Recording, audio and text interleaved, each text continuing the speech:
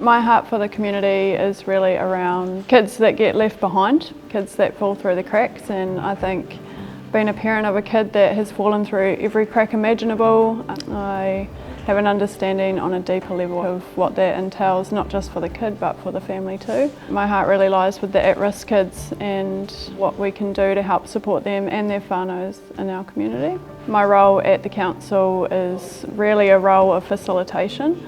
It's looking at gaps in our community and where we can fill them and meet the need for the kids. It's also about developing relationships with businesses, different people in our community that also have a passion and a heart for youth.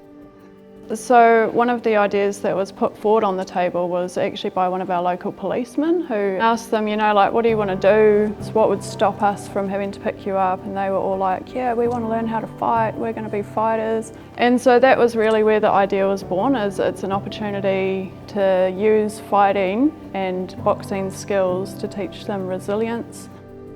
Yeah, my dad gave me an opportunity to either do basketball or boxing, and I chose boxing and fell in love with it first time I hopped in the ring. Right from the beginning it was able to teach me discipline, just listen a lot better to instructions, respect people a lot more, and yeah, just determination on trying to work harder. One of the things I'd seen being a mentor in the college before was kids walking around with their heads down like this and no self-esteem, and I managed to get them onto a boxing program in Whanganui. Next minute their heads were lifted up. I see that for here, for Marton, otherwise the kids are just roaming the streets.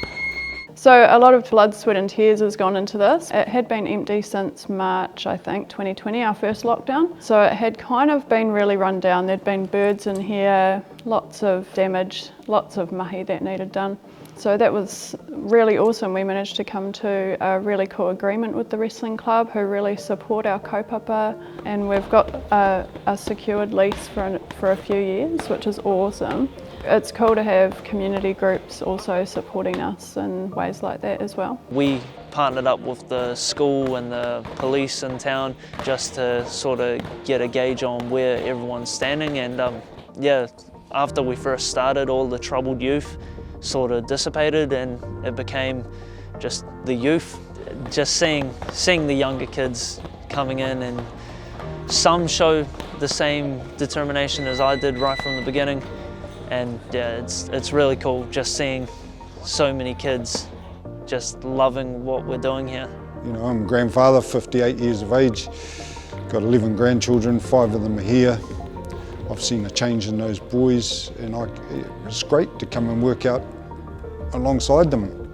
Gee, Koro can do it, then hey, perhaps we can do it, We still touch base with the schools and with the police, with the agencies that were first involved with helping with the idea of Forge.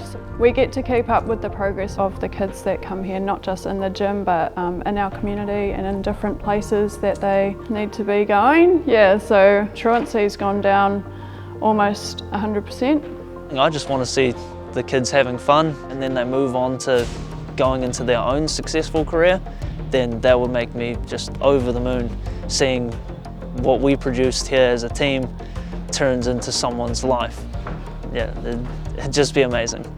Some of the kids have expressed a bit of interest to move into the sort of amateur boxing and that as well, so it'd be really cool to see some of the kids progress right through and take it up as a sport.